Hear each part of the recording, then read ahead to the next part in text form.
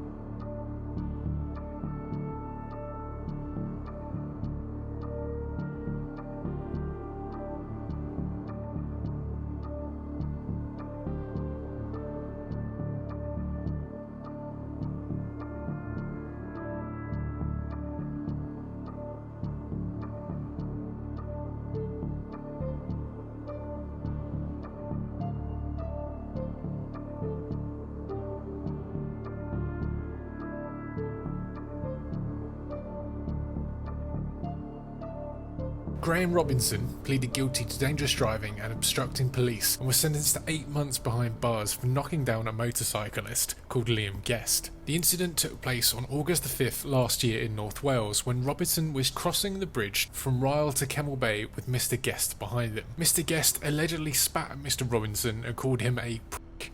Robinson then took off after him, saying, "I'm going to knock you off your bike." The chase ensued with Robinson reaching speeds of excess of 50 mile an hour on the roads and above 40 mile an hour dirt tracks. Mr. Guest was hurled from his bike and suffered cuts and scrapes and says he still has flashbacks. Robinson's own dashcam captures the entire chase, although the pensioner lied to police initially, at first saying it was broken. Prosecutor Rosemary Prichter said there was a substantial risk of danger, in particular to Mr. Guest and those in the gardens and the dirt path around him. Simon Kill, defending, said Robinson did a completely out of character act, and the pensioner, who had no previous convictions, was also stressed because his wife was very ill. The defense lawyer said Mr. Guest hit Robinson's wing mirror as he drove past. His client then made an appalling decision to go after Mr. Guest, he said. Mr. Keelan added, "He's highly unlikely to be back in this court ever again." Judge Timothy Petts said Robinson had used his car as a weapon against a vulnerable road user, although he accepted the mitigating factors. The judge also said the pensioner used his vehicle in a grossly disproportionate way. For anyone to use their car as a weapon, as you were doing, to settle a grudge with a more vulnerable road user is highly dangerous, and the sentence has to reflect that. You were driving completely out of control. It's no thanks to you the injuries were not more serious than they were. Now, being quite switched on, I had a feeling there was probably more to this than the newspapers were letting on.